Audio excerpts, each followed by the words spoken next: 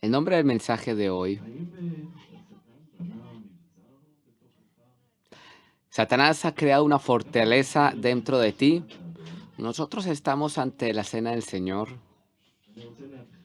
y yo quiero empezar con Juan 14:30. Queremos leer las palabras de Jesús en la Santa Cena, en la cena, antes de salir, antes de su crucifixión, antes de ir a Getsemaní. En el versículo 30 Jesús dice, otra vez Juan 14:30,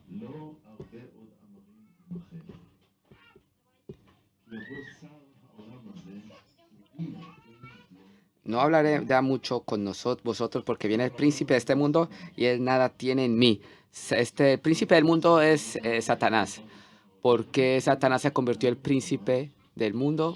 Porque Adán y Eva le dieron el control.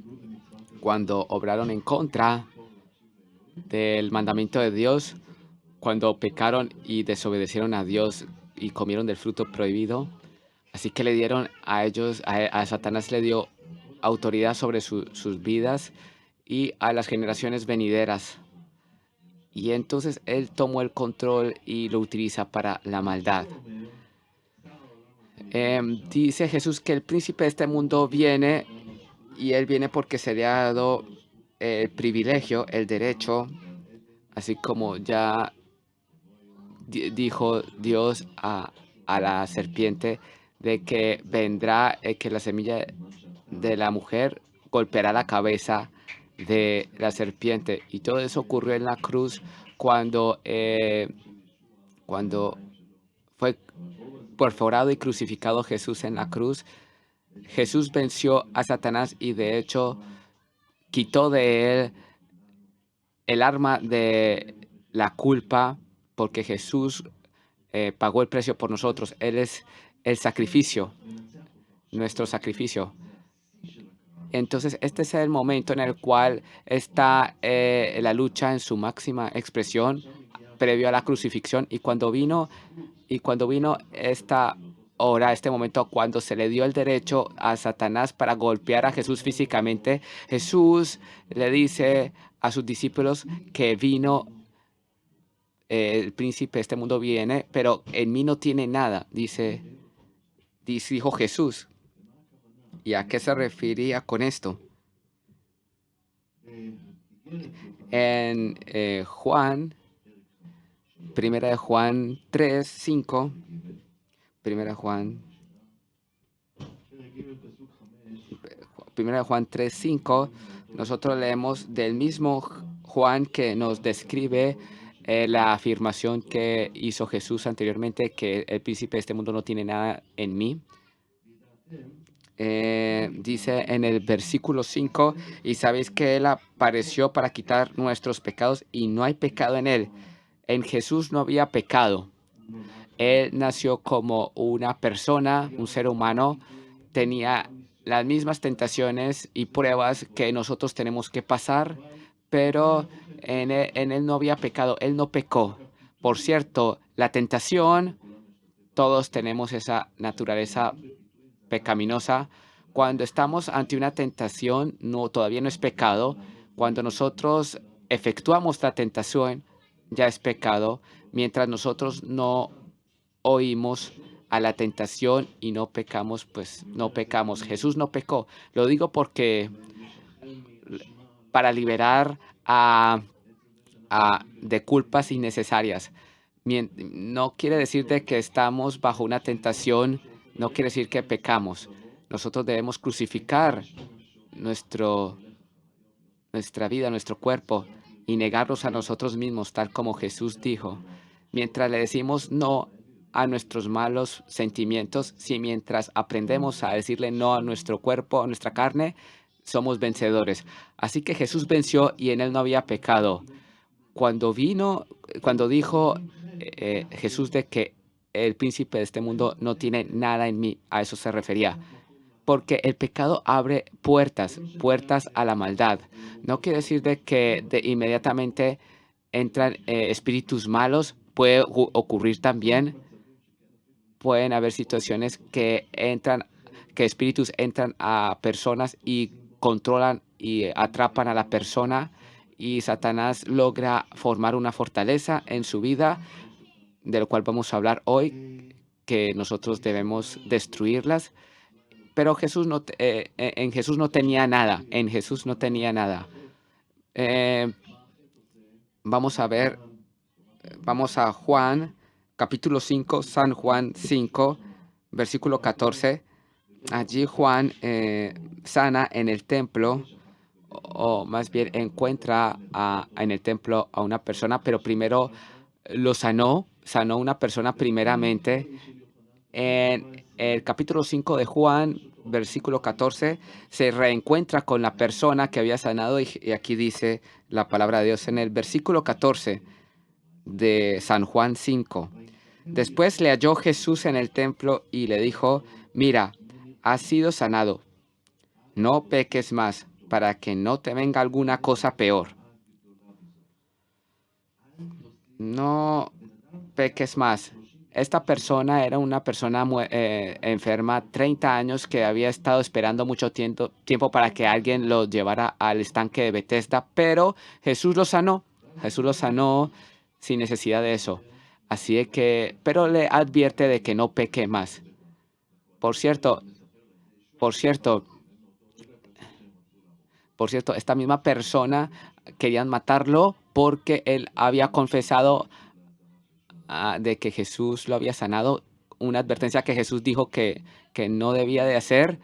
Hay personas que son verdaderamente insensatas, que no saben cómo pararse frente al pecado. Simplemente hay personas insensatas.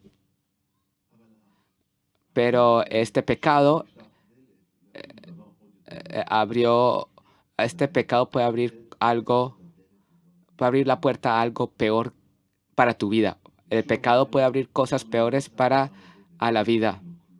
Y entonces dice, volvemos a la afirmación de Jesús de que Satanás no tenía nada en él, el príncipe de este mundo. Veamos ejemplos como una puerta abre, el pecado abre puertas.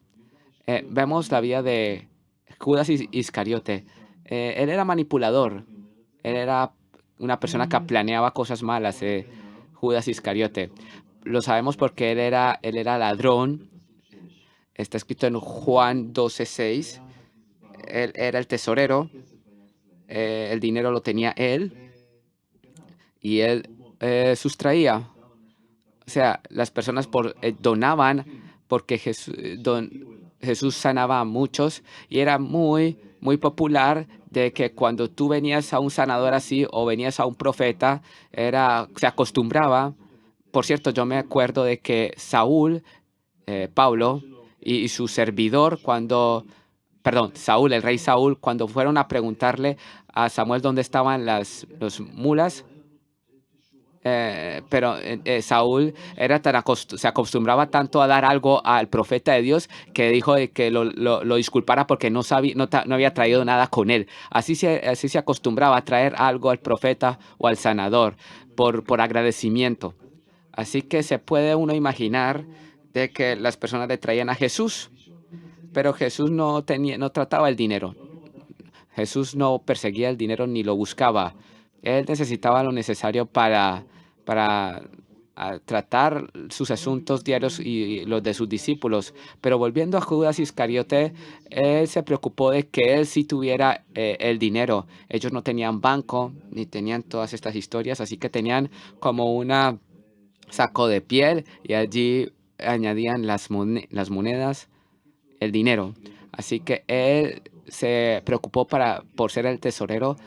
Yo me he topado con personas así también. Ellos saben cómo manipular las cosas. Por cierto, después de toparme en mi vida con personas así, yo, yo veo muchos manipuladores en la política y yo puedo ver eso. Simplemente lo que tenemos que hacer es bendecir a nuestro gobierno. Ese es nuestro cargo. Pero bueno, Judas era manipulador y robaba. Está escrito en Juan 12:6. Se nos está escrito, pero, o sea, esto es cuando María derramó su perfume a, a los pies de Jesús y todos se enojaron. eh, Judas dijo una afirmación allí de que podrían ayudar.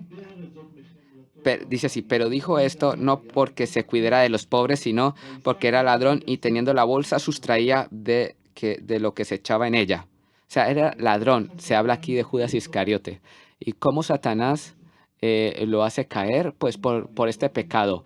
Estuvo dispuesto a traicionar a Jesús por 30 monedas de plata.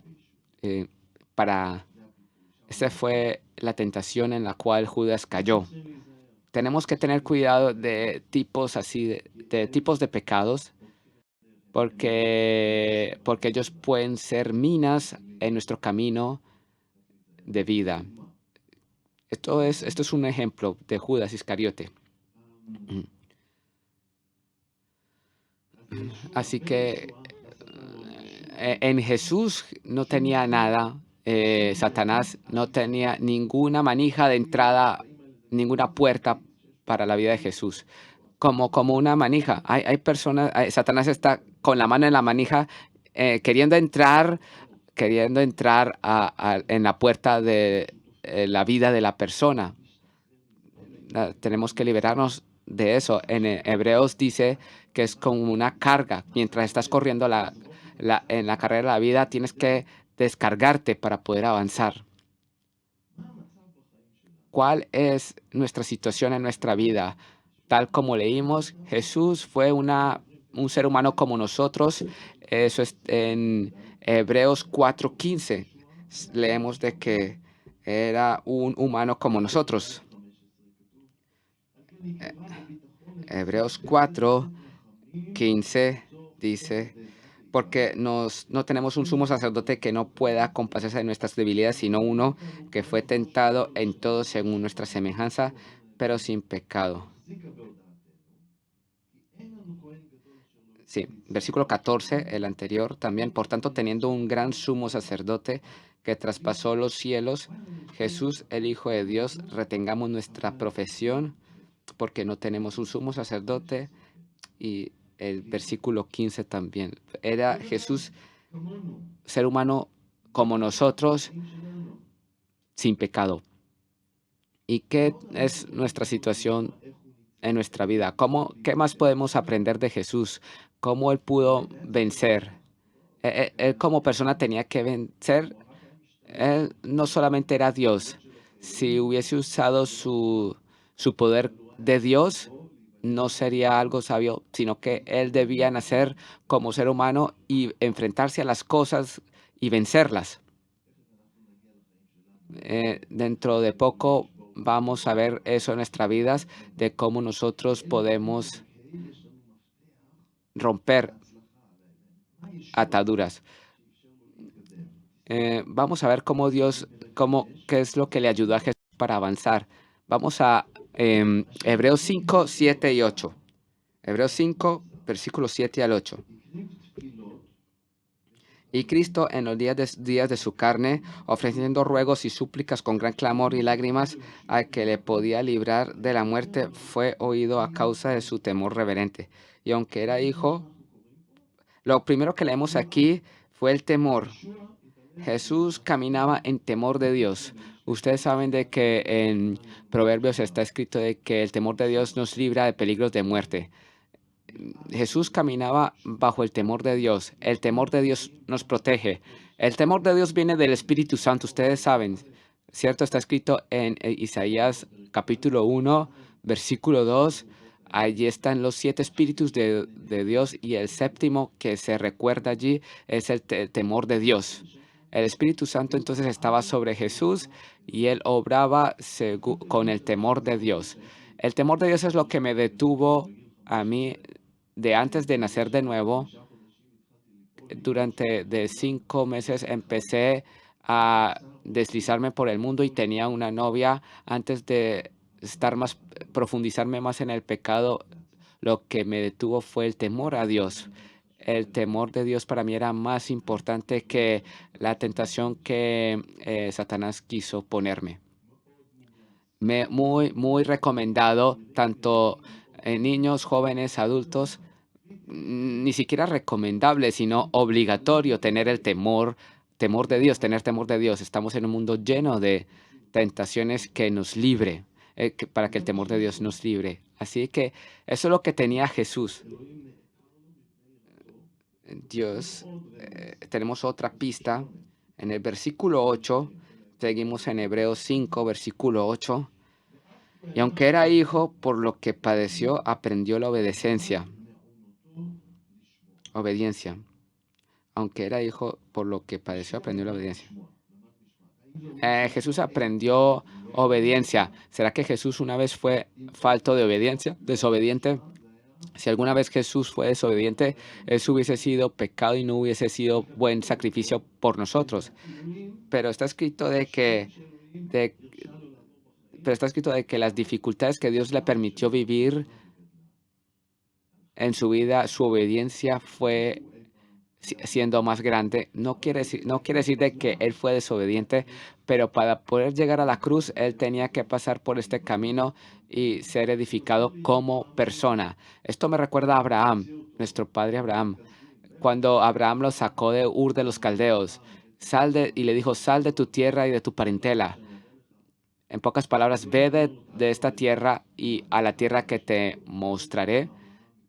¿Será que Abraham oyó a todo 100% y obedeció 100% a lo que Dios le había mandado? No, porque tomó consigo, aparte de su familia, a su papá también. Pero él sí salió de su tierra y con su padre pudo llegar hasta Harán. Y después de que su padre murió, él pudo sí seguir su travesía final hasta Canaán. Y solamente después de que se separó de Lot, está escrito en Génesis, recibió una visión y le mostró toda la tierra de Canaán. Y Dios le dijo de que mira a todos tus lados, toda esta tierra te entregaré. Y después de que Abraham pasó por todo estas, estas pruebas, y mientras él veía a Abraham de que no tenía descendencia después de que Dios le había prometido, después de 25 años que había esperado, finalmente él recibió a Isaac. Él tuvo que pasar por todas estas pruebas. ¿Por qué? Para prepararlo para el día en el cual Dios le diría que le sacrificara a su hijo. La fe de Abraham iba siendo edificada. La fe de José también fue siendo edificada. Al principio tenía orgullo por sus vestiduras bonitas. No tenía todavía, no estaba completamente maduro para cumplir con el cargo de ministro de Faraón en Egipto. Él tuvo que pasar por la cárcel, tuvo que pasar por pruebas en su vida hasta que pudo estar maduro y listo para lo que Dios había destinado para él. Igualmente Moisés, que había crecido en la casa del Faraón, él, él pensó que iba a salvar al pueblo de Israel con sus fuerzas y mató a un egipcio. Él no estaba todavía listo, así que él tuvo que pasar por 40 años en el desierto. Después de que él entendió después de que Moisés entendió de que no quería ya salvar a nadie, en ese momento Dios dijo de que ya estaba listo. Ni siquiera se creía capaz de ser eso. Dios no necesitaba más sino la vara que tenía Moisés en su mano. A pesar de que él tartamudeaba, a pesar de que Moisés tartamudeaba y lo veía como una dificultad, para Dios no había ninguna dificultad. También Jesús tuvo que pasar su camino como ser humano hasta el día en que estaba listo para la cruz. También nosotros, cuando Dios dentro de su amor nos hace pasar por pruebas, es porque Él nos ama. Miren a Hebreos 12, versículo 6. Hebreos 12, 6. Porque el Señor al que ama disciplina y azota a todo el que recibe por hijo. A quien Dios ama, lo hace pasar por su camino. Y esta disciplina duele. No se puede hacer nada contra eso. Por medio del dolor se acuerdan las cosas. Esto lo hace recordarse a uno hace como 40 años. Wow, ya me estoy envejeciendo. Más o menos hace más de 45 años yo me acuerdo que yo estaba viajando hacia el centro del país y tenía que pasar por un valle en el camino y había solamente un carril en la carretera allá por el Valle Ara. Y en las subidas, después de un lugar, en la subida había como 100 metros en el cual habían abierto otro carril para solo camiones y así los camiones podían avanzar por ese carril que era solo para ellos. Y yo llegué a un punto corto. Yo sigo andando en mi carro y yo estaba viendo mi velocidad, iba a 80, pero detrás venía una patrulla de policía, así que entonces empieza a hacerme señales la patrulla de policía para que yo me tuviera a un lado y se acercó a mí y me dijo el policía, tú no, tú no cuidaste tu derecha cuando tenías que alinearte tu carril. Desde ese entonces, cuando recibí una multa, yo me acuerdo de eso y cumplo perfectamente todas las normas de tránsito perfectamente. Y desde el momento no vuelvo a hacer, no me olvido de eso. Así que es igual con los niños. La educación con los niños, se les puede uno hablar a los niños y eso que se les queda en su mente en el momento en que recibieron la corrección. Igualmente en los soldados, cuando no ponen atención los soldados, solamente basta que un día lo dejen en la base sin ir a su casa, eso basta para que él entienda lo que no debe de hacer. Así que, en pocas palabras, el dolor es una manera de educar y de ayudarnos. No es malo. Cuando Satanás solamente quiere destruir, Dios quiere es educarnos para nuestra bendición. Así que es como una escuela que Dios nos hace pasar, por la cual Dios nos hace pasar. Entonces, ¿cómo está nuestra vida? ¿Cómo está nuestra vida entonces? ¿Será que Satanás tiene un sitio donde sostenerse, donde mantener nuestra vida? ¿Dónde mantenerse? En 2 capítulo 10, 2 Corintios 10, 2 Corintios 10,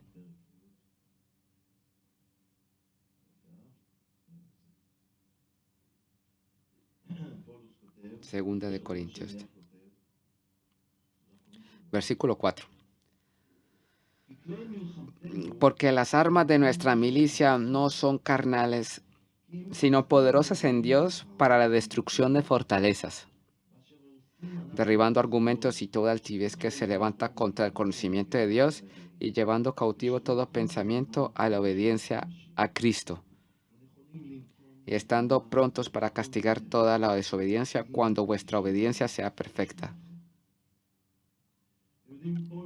Ustedes saben, Pablo vivía en el tiempo del Imperio Romano y en Efesios 6 está escrito, él hace un ejemplo de cómo está armado un soldado romano y lo compara con la vida espiritual. Él dice, Pablo, de que estamos en una lucha espiritual, una guerra espiritual. ¿Será que sabemos y estamos conscientes de que estamos en una guerra espiritual? sería muy malo si nuestros soldados en Gaza, si ellos empezaran a dejar de estar alertas. Yo oí esta semana que hemos tenido muchos muertos, lastimosamente, y en la radio dicen muchas cosas y dicen de que en la radio de que hay baja de alerta, empiezan a acostumbrarse a la situación los soldados y empiezan a bajar el nivel de alerta de los soldados, y esto es un fenómeno conocido que por causa de que no ocurre nada, no ocurre nada. Cuando estás tú más alerta, estás bien atento a lo que pasa, pero mientras no ocurre nada, está susceptible uno a quedarse, a adormecerse. De igual manera, de manera espiritual, nosotros podemos adormecernos porque no vemos el enemigo. Estamos susceptibles a no estar conscientes de que está el enemigo, y esto es lo peor, no tener conciencia de esta guerra porque hay un enemigo. Así que aquí nosotros, Pablo toma, así que Pablo toma un objeto del mundo antiguo, conocido, algo conocido, y él toma una fortaleza. Dice Pablo de que nuestras armas no son de la carne. Yo no vengo con torres fuertes sí, o con jabalinas, no,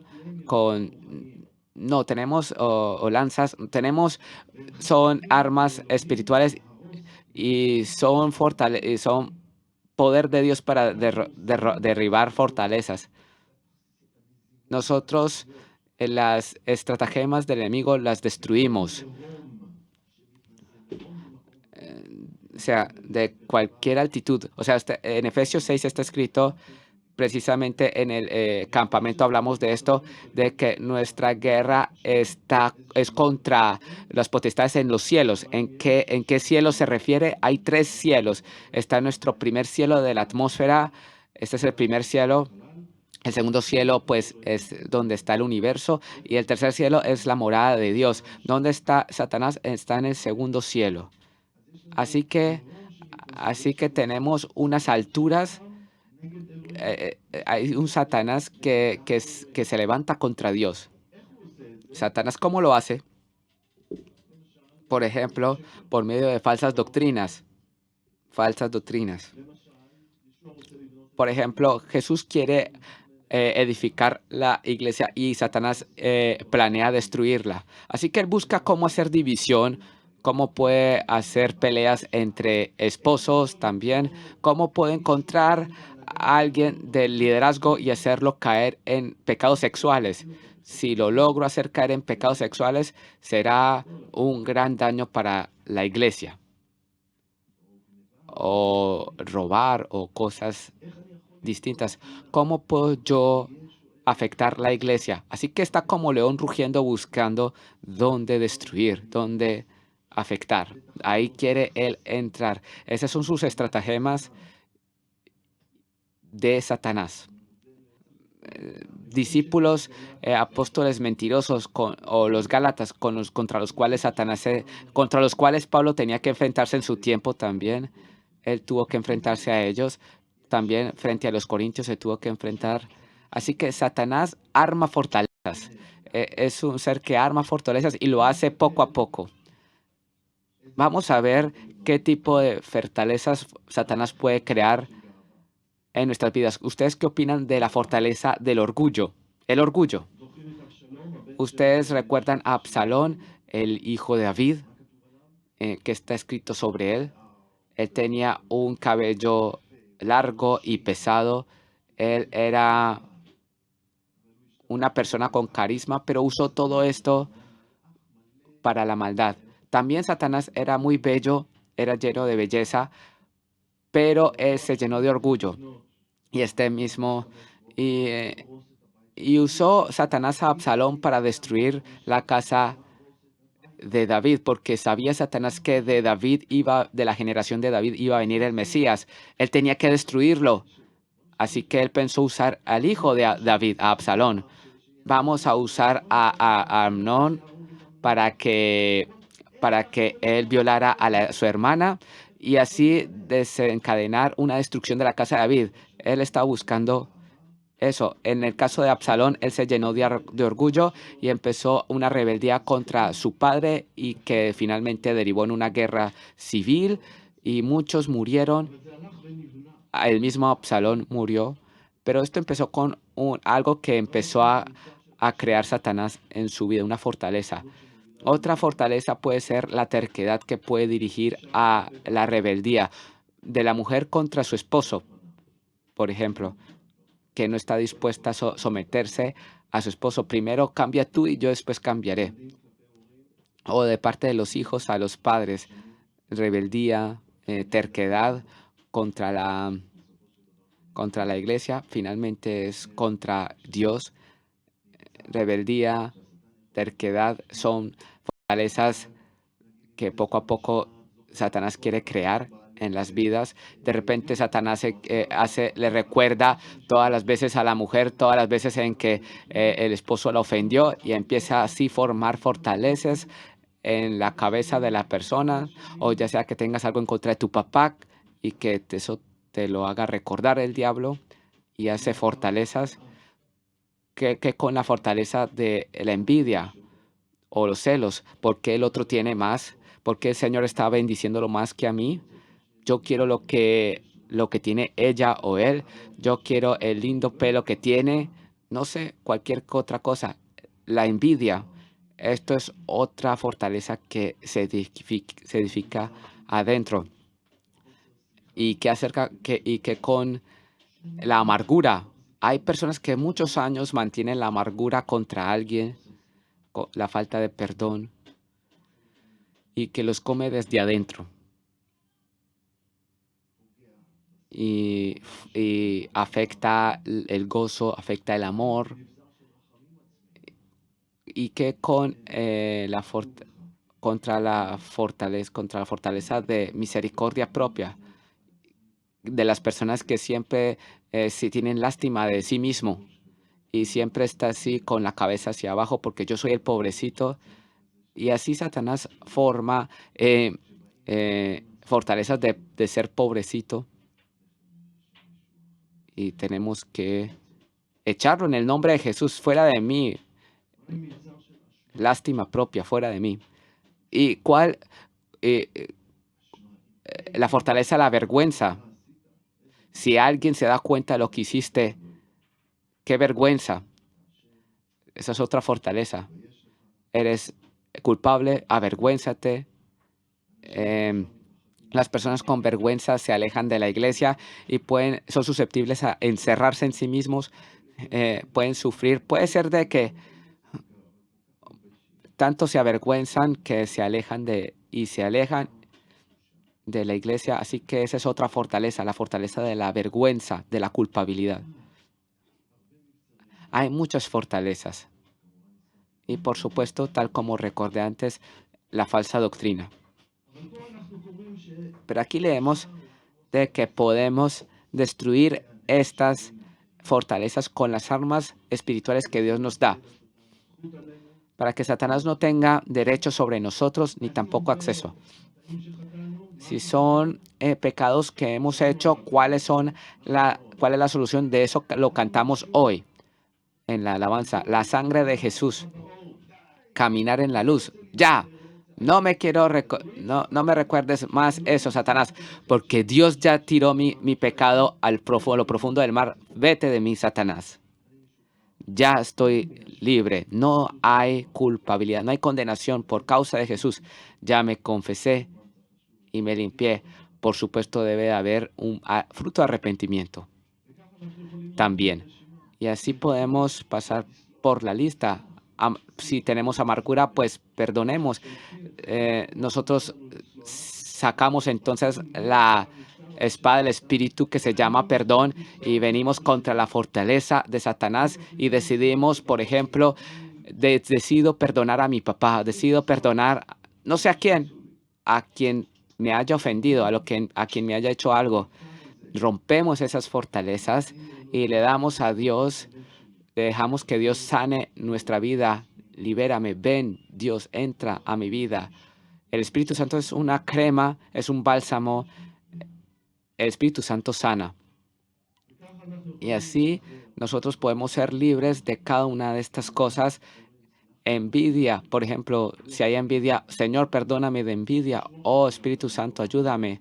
El Espíritu Santo, hay personas que tienen envidia, hombres que tienen envidia con- contra mujeres, contra su mujer o de y contra estas cosas hay que proclamar y tener las armas espirituales. Cuando proclamamos la palabra de Dios, es una arma muy fuerte. Amén. Eh, la terquedad o el orgullo, ¿ustedes saben qué es lo mejor contra el orgullo? Es muy difícil seguir siendo orgulloso cuando confiesas tu pecado. Cuando confiesas tu pecado no hay lugar para el orgullo. Eso rompe el orgullo. Eso lo puede romper. Y si no, el orgullo deriva, lo lleva a uno a la rebeldía y al final de cuentas, tal como le ocurrió a Satanás, cayó. Com- Así que hoy nos vamos a acercar a la cena del Señor. Dejemos de que el Señor nos hable y dejemos de que Él nos libere.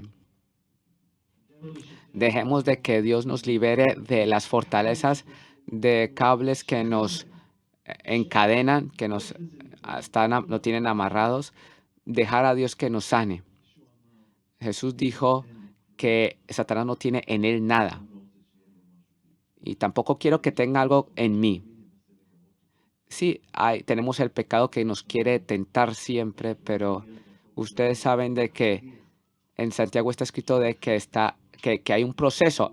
El pecado tiene su proceso. Empieza por el tentación que nos quiere tentar, nos quiere seducir. Y esto es lo que Satanás quiere lograr con la persona. Y si no estamos, David, por ejemplo, no estuvo firme cuando estaba allí, cuando vio a Betsabé. Él no estuvo firme. Él tuvo que, él tenía que haber cortado con eso en el momento y no quedarse allí en el balcón siguiendo viendo a Betsabé y después enviar a su servidor a que trajera a Betsabé en todos los planes que él hizo en su momento. En Santiago está descrito el pecado como un proceso de embarazo y hasta que nace el pecado y el pecado que se cumple pues dirige a la muerte y después de la muerte dirige a la perdición. De todo cosa guarda tu corazón. Lo mejor es cortar las cosas al principio. Mientras tú sientas una tentación allí o los sentimientos, allí cortar las cosas y ponlo en la cruz. Crucifícalo y niégate a eso. Esto es lo mejor. Esto es lo más rápido y lo más corto. Así de que tomemos ahora un tiempo de silencio y examinémonos a nosotros mismos ante el Señor.